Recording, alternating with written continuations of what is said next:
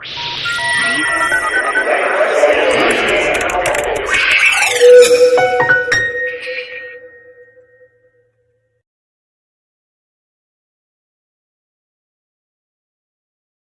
n'est pas tout de vendre, il faut livrer. On parle beaucoup de marketing. Ça fait 15 ans que je fais du développement international via Internet. Et je suis entouré d'experts marketing web et tout le tralala. Donc, on essaie de se présenter puis de présenter notre produit. Mais c'est une chose de vanter notre produit, c'en est une autre chose de livrer. Vous allez voir la notion que je vais donner au niveau du concept de livrer logistique. Ce que je suis, c'est d'abord un stratège. Ce qui m'intéresse, c'est la stratégie d'affaires, autant en équilibre online et offline. Donc, c'est pas des silos pour moi, c'est des environnements qui sont en osmose.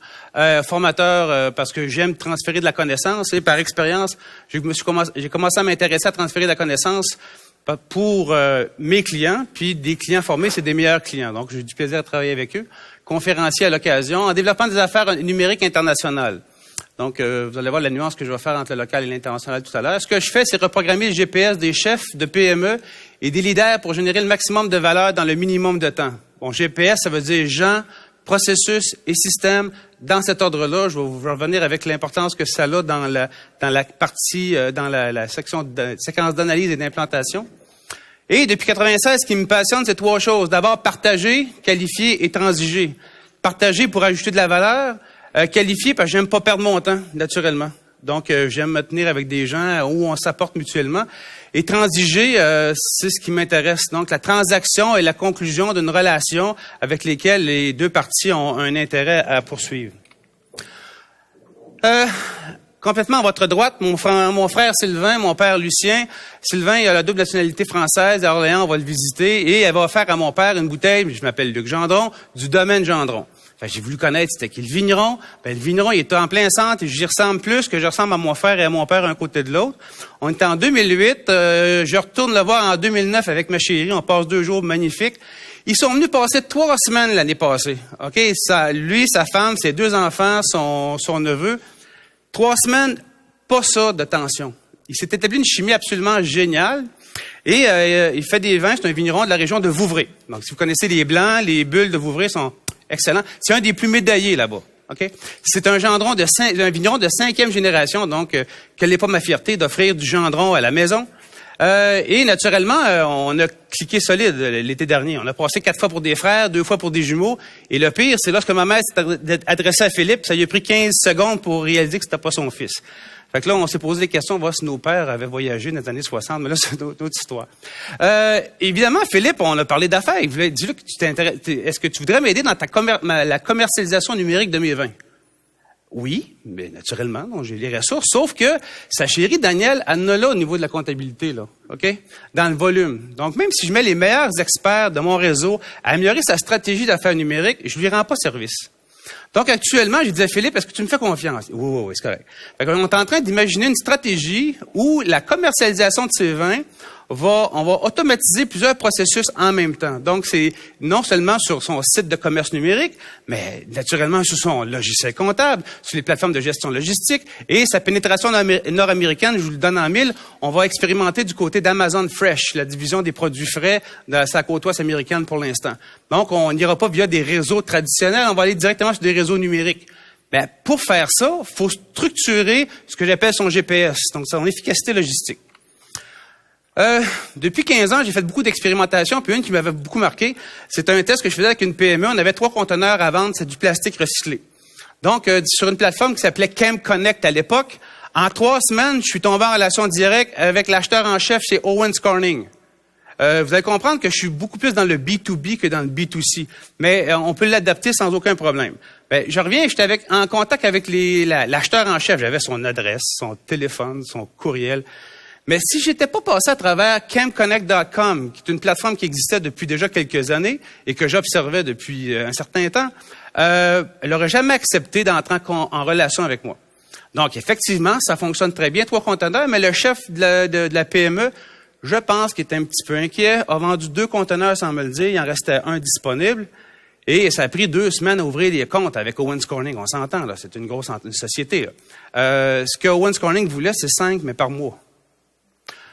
Là, ça m'a frappé en plein visage. Je me dis, il y a toute une inadéquation entre les capacités que je suis capable de trouver et les capacités de livraison des PME.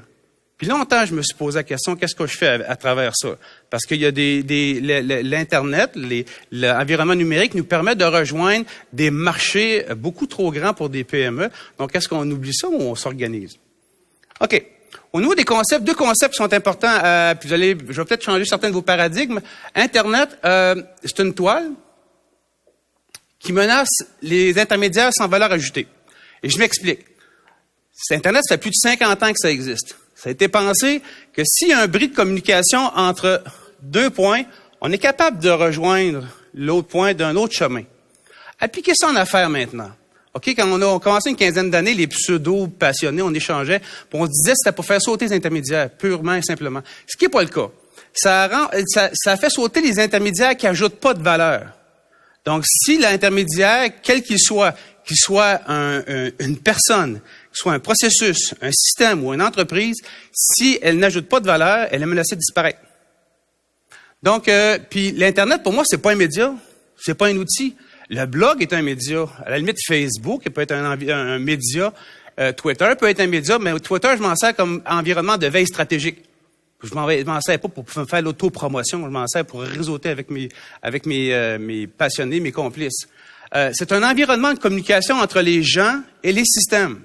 Donc, dans l'Internet, les gens échangent entre eux. Les systèmes échangent entre eux. Les gens parlent à des systèmes. Et checkez bien, les systèmes de plus en plus vont venir parler à des gens. Puis on va avoir de la difficulté à savoir si c'est une personne ou un système qui va nous parler. Donc, et même si vous n'êtes pas programmeur, moi, la mécanique ne m'intéresse pas. Ce qui m'intéresse, c'est l'efficacité. Vous allez voir, l'agilité, la communication. Les chefs d'entreprise ont intérêt à améliorer leur connaissance de base sur les systèmes pour prendre des meilleures décisions. OK?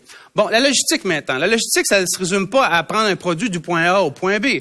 La logistique implique autant la logistique de produits, on peut ajouter là-dedans la question d'emballage, d'étiquetage, puis tout l'entreposage, mais surtout la logistique de communication.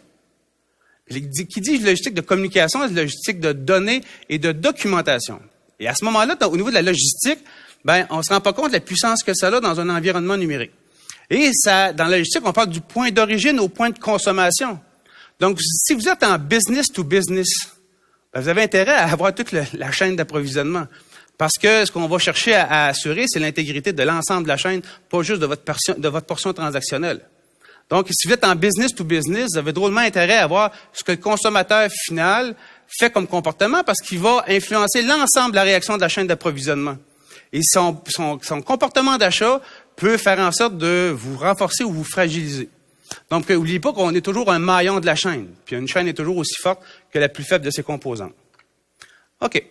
J'ai fait une conférence avec un de mes complices de Focus 20, Benoît Tremblay, l'automne dernier. C'est le titre de la conférence. Si Amazon.com inquiète Walmart, devriez-vous l'être? Avez-vous une réponse? Non. C'est parce que pour comprendre la question, ça prend une certaine base en connaissance d'Amazon puis en affaires numériques. Bon, je vais vous expliquer qu'Amazon n'a pas 10% du volume d'affaires de Walmart, mais vend en moyenne 19% moins cher. Bon. Amazon ne vend que numériquement. Bon, ils pensent avoir des boutiques, là, mais ils ne vendent que numériquement. Et Walmart a des boutiques physiques, mais aux États-Unis, Amazon est numéro 1, service à clientèle, et Walmart numéro 10. Ah, OK. Bon, pour comprendre qu'Amazon, les 7 premières années, ils ont été déficitaires. Ils ont profité de la bulle des .com. Bon, mais ils ont été déficitaires. Pourquoi? À cause de leur logistique. C'était bien beau vendre des livres, là, mais ça coûtait cher les vendre dans les petites boîtes, là. Puis en 2001, ça paraît bien dans une conférence. J'étais à Times Square aux côtés du responsable logistique de Toys R Us. Puis on jasait avec, il me racontait qu'il était en train de confier toute la gestion logistique de Toys R Us à Amazon. Quoi? Ils ont converti leur talon d'Achille en modèle d'affaires. Non seulement ça, c'est rendu un leader mondial. OK? Et pour ceux qui magasinent pas souvent sur Amazon, je veux juste attirer votre attention que Amazon ne vend pas juste des livres. On est dans une section industrielle et scientifique ici. OK? Donc, s'il y a des fabricants de composantes qui sont très terre à terre, qui vont dans des usines, faut juste comprendre qu'au niveau industriel, quand les acheteurs considèrent le coût total d'approvisionnement et non juste le coût d'acquisition.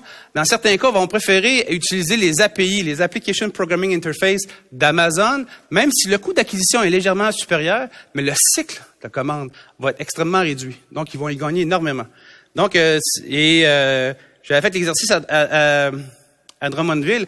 On a une belle entreprise chez nous qui a commencé à faire de l'importation de roulements à billes. Puis ils vendent des roulements à billes. Fait que je leur ai dit, des roulements à billes, ça vous fait penser à quelle entreprise? Celle-là. J'ai dit, moi, si j'étais cette compagnie-là et je suis pas dans leurs souliers, j'irais voir sur Amazon parce qu'il y a deux choses qu'on va retrouver. C'est ou bien des distributeurs ou des manufacturiers. Donc, si j'achète d'un manufacturier asiatique, est-ce qu'il commence à se retrouver là? Là, je vais commencer à être inconfortable. Puis s'il y a des distributeurs, c'est peut-être mes compétiteurs. Et à ce moment-là, c'est peut-être un environnement de distribution intéressant à considérer. C'est une source d'inspiration pour toutes les entreprises. Et ce qui permet à Amazon de performer, c'est purement numérique, c'est purement mathématique. C'est les algorithmes qu'ils ont pour deux choses. Accélérer la livraison de valeur aux clients et réduire les coûts en même temps. Donc, ils sont dotés d'une capacité, un peu comme Google avec les algorithmes de positionnement. C'est purement mathématique ce qui est derrière Amazon. eBay maintenant. Qui a déjà acheté sur eBay ici? OK. Donc, vous connaissez les eBay Stars, les étoiles d'évaluation. OK? Bon, si on regarde dans les étoiles d'évaluation, pris un cas au hasard, les principaux éléments irritants, c'est tout lié à la logistique de communication de produits. Au départ, c'est surtout au niveau du produit. Hein. Les gens, ils promettaient 2 jours de livraison, puis ils prenaient 2 semaines. Là, écoute, tu m'as compté une pipe, là. Tu sais, puis là, c'était évalué par rapport à ça. Donc, la dimension logistique, la transaction était faite. Mais là, ça commençait à être, on commençait à évaluer à partir du moment où la transaction était complétée. Donc, je vais revenir à mon... Donc, le principal irritant et l'impact, c'est la logistique de communication et de produits. OK, la relation client, je la définis comme un sablier. Ça fait plusieurs années que je donne des formations sur la gestion de la relation client. Au départ, on disait que c'était comme un entonnoir. Je ne sais pas si vous vous souvenez. Puis finalement, non, je réalise c'est plus un sablier. On a un goulot qui est la transaction. Et au départ, les gens, si je cherche un produit ou un service, je suis extrêmement actif. Donc, j'ai Google, j'ai mes réseaux sociaux, j'ai tout le monde pour m'aider à trouver le produit ou service. Mais là, après ça, on commence à qualifier. Je n'ai pas envie de perdre trop mon temps. Donc, je réduis le nombre de personnes ou de fournisseurs pour, après ça, aller dans un cycle de négociation qui peut être plus ou moins rapidement, là. C'est sûr que si on est en B2C, j'achète chez Amazon, la négociation, j'ai pas d'enchères, là. Nécessairement. Sur eBay, il y en a, par exemple. Mais si on va au niveau industriel, dans certains cas, je sais pas si vous êtes familier, mais on peut faire des enchères inversées. On peut utiliser des environnements numériques pour faire des appels d'offres pondérés. Donc, faut comprendre un peu la réalité de notre acheteur. Et vient le moment ultime, tout le monde, c'est de la transaction. Mais comme j'expliquais sur l'heure du midi tantôt, la transaction, c'est là où la relation commence avec le client. Parce qu'avant, c'est de la séduction. Puis là, par la suite, le sablier commence à se réouvrir au niveau des communications. Parce que là, on va recevoir le produit, puis là, on veut s'assurer, on a-tu fait le bon choix? Puis là, dans certains cas, on va peut-être commencer à poser des questions à l'entreprise, puis on va commencer à appeler le service à clientèle. Et au niveau de l'intégration puis l'utilisation, est-ce que le fournisseur a pensé me faciliter la vie? Est-ce que là, il faut que j'aille sur mes réseaux sociaux pour me demander conseil parce que j'ai de la misère à implanter tel logiciel ou tel produit dans mes entreprises? Et finalement, il y a une forme d'appréciation, d'évaluation plus ou moins formelle. Et ce que les gens réalisent pas, c'est que la fidélisation, c'est là que ça commence, à partir du moment où la transaction est effectuée. Donc, dans chacune de ces... Puis là, j'ai fait une distinction entre des stratégies des inbound, comme on parlait tantôt, et des outbound, qui sont plus push. Parce que les gens qui cherchent, c'est plus une stratégie inbound, ils sont très actifs. J'ai besoin, je cherche. C'est différent de vous chercher à séduire quelqu'un qui n'est pas tout à fait intéressé au moment où on se parle. Maintenant, quelle est la fluidité, l'intégrité de votre GPS, de vos gens, de vos processus et de vos systèmes? Prenons les 7 étapes maintenant, puis regardons ces 3 éléments-là. Ça a l'air bien simple, mais si on est dans un modèle business to business, il est fort possible que la personne, les gens à qui vous faites affaire, c'est pas la même personne dans les 7 étapes. Et ils ont une influence. Exemple, ça peut être un ingénieur qui est particulièrement actif pour trouver les produits. Puis peut-être qu'il fait une préqualification. À partir d'une certaine étape, il confie ça à son responsable des approvisionnements qui, lui, va aller négocier le meilleur prix. Puis là, après ça, on embarque le système de comptabilité. Puis au niveau de la logistique, c'est d'autres personnes. Donc, il y a plusieurs personnes qui deviennent en relation avec vous comme entreprise. Si vous êtes dans le B2C, il est fort possible que ce soit la même personne dans les 7 étapes. Ou si c'est un couple qui va acheter une voiture, il est possible que un une influence de la décision, puis l'autre a le portefeuille. Il en a peu importe qui dans le couple. Donc, c'est bon de savoir qui a un rôle dans la qualification, puis qui a un rôle au niveau de la transaction. Au niveau du processus maintenant, c'est quoi le processus? On en a parlé beaucoup tantôt avec Alain, je trouvais ça génial. Le processus qui vous a amené aujourd'hui à avoir du succès dans un univers où on est connecté numériquement, est-ce qu'il est en train de changer? Le processus de qualification qui faisait en sorte qu'on allait dans les répertoires ou qu'on utilisait Google, est-ce que c'est en train de changer? Ça, en passant, c'est ma conclusion, mais je vous le dis tout de suite, cette grille-là, c'est la grille que j'utilise avec tous mes clients. Puis, ce que je demande comme permission, c'est, tu me donnes-tu la permission de m'asseoir avec tes 2-3 meilleurs clients, puis je veux les cuisiner, je veux comprendre comment ils cherchent, comment ils me comparent. Après ça, quand ils négocient, c'est quoi ses attentes? Ils sont en train de changer? Au niveau des transactions, ça a l'air bien niaiseux, mais est-ce qu'il y a des attentes particulières? Puis, j'ai fait ça avec un client, il a eu un petit peu peur. Il voulait pas que le client à qui je m'adressais ait l'air un analphabète numérique. Puis, c'est un manufacturier, il travaille avec des designers industriels et des ingénieurs industriels. Dans mon réseau Twitter, j'en ai un qui est pas mal allumé. J'avais observé, j'étais très observateur, j'ai dit à mon contact, j'ai dit, ça te tente-tu qu'on se parle un samedi de temps en temps sur Skype? On va jaser. Bon. Comment tu cherches tes fournisseurs? Quand tu es en train de développer, là, peu importe le produit, il y a peut-être 150 composants. Comment tu fais pour trouver tes fournisseurs? C'est quoi ton environnement par exemple, par excellence? Déjà là, on partait sur un autre paradigme. Tout le monde pourrait penser que c'est Google. Dans son cas, il dit non. Il dit, moi, c'est Twitter. Le réseau qui s'était configuré d'experts, il y amenait des informations plus rapidement que Google, que les répertoires industriels. Maintenant, au niveau de la qualification, c'est quoi tes critères? Là, je suis dans le processus, là. Comment tu fais pour qualifier un fournisseur? Comment tu fais pour me comparer? Même si ça fait 15 ans que je suis avec toi en relation, comment tu fais pour me comparer? Puis une question que j'aime bien poser. Quand tu envoies une requête à un fournisseur, en combien de temps tu vas avoir la réponse? Posez la question, vous me reviendrez tantôt. Plus tard. Au niveau de la négociation, est-ce que l'ingénieur est impliqué dans le processus de négociation ou il transfère ça à son client? Au niveau de la transaction, puis vice-versa. Il m'est arrivé dans un cas comme Patrick, on a fait l'exercice ensemble, puis c'était drôle parce que j'avais intercepté puis très rapidement chez un des clients le fait qu'on facturait dans une unité de mesure. On vendait dans une unité de mesure puis on facturait dans une autre. C'est très simple. Mais la personne au compte à recevoir a trouvé ça que c'était un irritant. J'avais juste intercepté cet élément-là, puis ça a mis de l'huile dans le moteur. Donc, poser ces questions-là nous permettait de le faire. Maintenant, les systèmes. Et je fais par exprès de mettre les systèmes à la fin. Parce que les entreprises, ce qu'ils font, c'est qu'ils inversent le GPS. Ils sont séduits par un système, par un outil. On l'implante pensant que ça va régler le problème. On va faire du site de commerce électronique. On va acheter un CMS, un gestionnaire de contenu de commerce électronique. Puis on pense que ça va marcher de même. Non, ça ne fonctionne pas comme ça, là. OK? Donc, même au niveau des GPS, on peut se rendre compte que les gens achètent peut-être beaucoup par Amazon. Donc, est-ce que vous devriez avoir votre site de commerce numérique ou vendre à travers Amazon ou eBay ou d'autres plateformes? Donc, au niveau du système, c'est en prenant cette équation-là, là, dans le système, par quel système ils cherchent ou ils qualifient?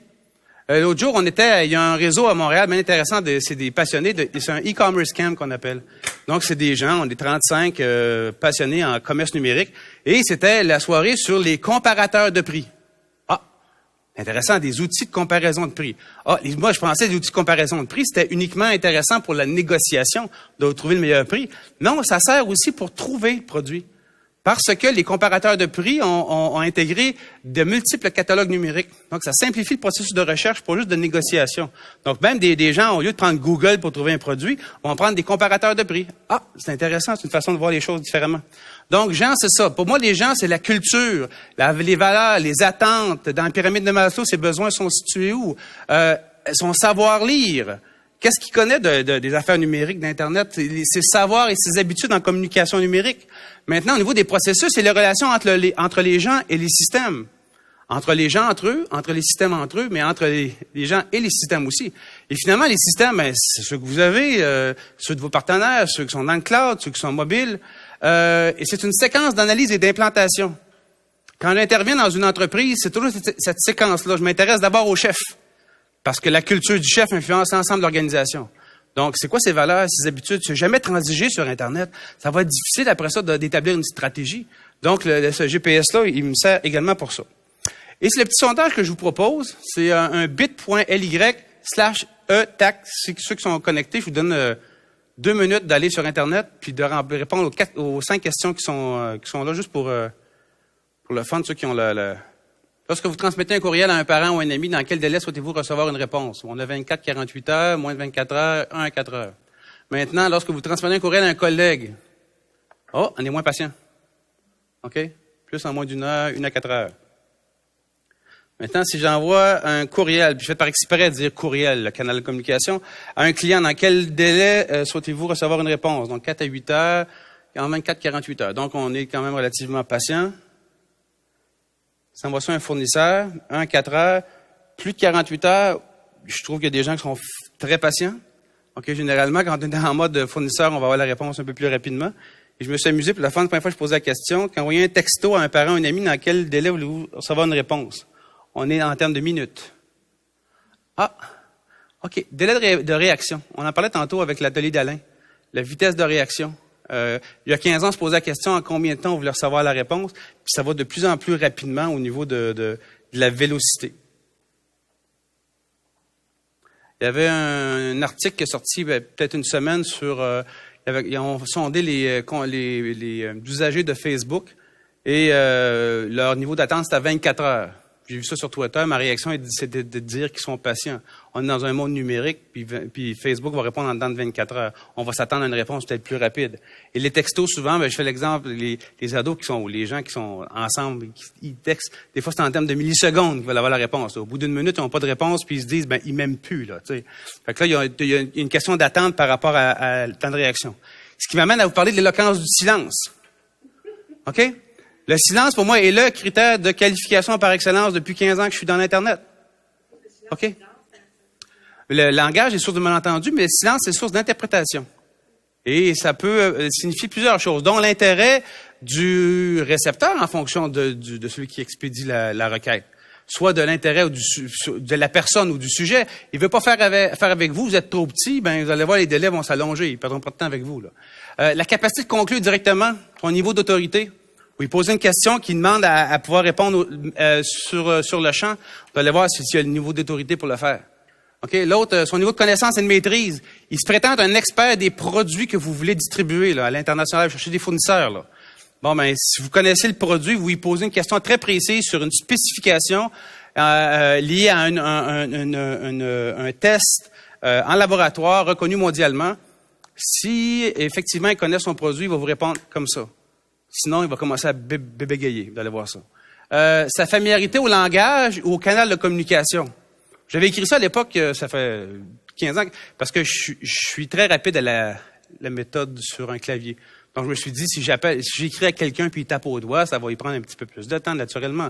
Mais maintenant, si j'envoie, par exemple, une requête par Twitter ou en message direct sur Twitter, puis la personne n'est pas familière avec Twitter, ça ne marchera pas. C'est pas parce qu'il n'est pas intéressé, il ne connaît pas le canal. Les gaspillages dans les processus et les procédés. Est-ce que l'entreprise, elle est lean? Est-ce que dans tous ces processus et dans les 7 étapes que je vous ai mentionnées tantôt, la complexité de la requête? C'est clair que si je lui demande une cotation pour faire un pont, ça va peut-être prendre pas 24 heures. Là, il y a du travail à faire là-dessus. Et la précarité de la situation financière du récepteur. Ça va très bien pendant un certain temps, puis là, vous commencez à avoir les délais. Oh, puis y a-t-il matière à se poser des questions? Donc, est-ce que votre logistique, elle est lean? Est-ce qu'il y a des gens ici qui ont déjà vécu un mandat par des consultants ou même à l'interne de gestion en valeur ajoutée ou de production en valeur ajoutée. OK. Bon, ça, c'est beaucoup inspiré de la méthode Toyota. Et là-dessus, il y a une petite équation bien le fun, c'est que la capacité égale le travail plus le gaspillage. Donc, plus vous éliminez le gaspillage, plus le travail, c'est de la capacité. Et les gaspillages, la grande majorité, c'est lié à soit des mouvements ou des attentes inutiles. Et ça se traduit en délais et qui sont coûteux. Donc, ce que je cherche à faire une logistique plus ligne, c'est d'analyser puis d'optimiser les flux. Pourquoi? Pour améliorer la satisfaction du client et de réduire les coûts. Donc, dans les 7 étapes de votre relation avec vos clients, ben, de faire cette analyse-là va être extrêmement rentable pour votre organisation.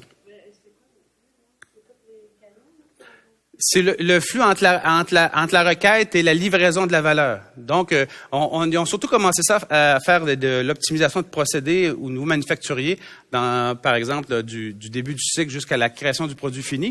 Maintenant, ben après ça, on peut faire ça au niveau de l'administration. Puis là, vous pouvez appliquer cette logique-là, puis cette façon de faire-là au niveau des données, des data. OK? Donc, on peut faire de la micro-analyse pour le flux d'informations d'un point A au point B. C'est à vous de déterminer c'est quoi les points que vous voulez analyser. Qui a déjà fait une présentation ou donné une conférence ici? OK. Avez-vous déjà essayé de vous prendre en vidéo puis de passer le vidéo en accéléré? Ça, c'est génial pour retracer les tics. Si on fait un tic, par exemple, puis il y a plusieurs années, on a fait l'exercice, puis j'avais un tic, puis j'ai fini par le corriger. On cherche toujours à s'améliorer. Mais en améliorant la fluidité, ça permettait de détecter les goulots. Donc, en accélérant ou en améliorant la fluidité de votre logistique, ben, vous donnez la possibilité d'identifier les goulots. Puis les goulots, c'est pas nécessairement un risque, mais c'est au moins OK, c'est quoi le goulot, là? Est-ce qu'il y a lieu d'être? Est-ce qu'il y a de la valeur parce que ça prend un certain temps, le produit, il faut que tu prennes l'attention d'eux? Ou c'est une perte de temps qui génère des gaspillages?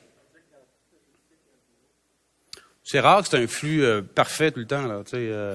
Mais c'est ce qu'on vise. Puis quand on parle de just in time, ben c'est ça, là, c'est un flux continu. À l'international, bon, il y en a deux qui vous importez des produits, si je comprends bien. OK. Bon, est-ce qu'il y en a qui vous exportez, vous, des produits? Bon. Est-ce que vous êtes CityPat? C'est quoi? CityPat, est-ce que vous savez c'est quoi, ça? OK. Bon, c'est plus pour les manufacturiers, c'est un programme qui est sorti après les attentats du 11 septembre. Ça veut dire Custom Trade Partnership Against Terrorism. Ça vise à sécuriser toutes les composantes impliquées dans l'importation d'un produit aux États-Unis au départ. J'ai écrit le premier guide de conformité francophone au monde sur le sujet en 2003. Et ce que ça visait, c'est l'intégrité de l'ensemble de la chaîne d'approvisionnement, commençant par l'importateur, le courtier en douane. Mais ça impliquait aussi les entreprises de services. Parce qu'on s'interrogeait sur l'intégrité du manufacturier et de ses partenaires. Il n'y avait pas juste des partenaires physiques, il y avait des partenaires de services aussi.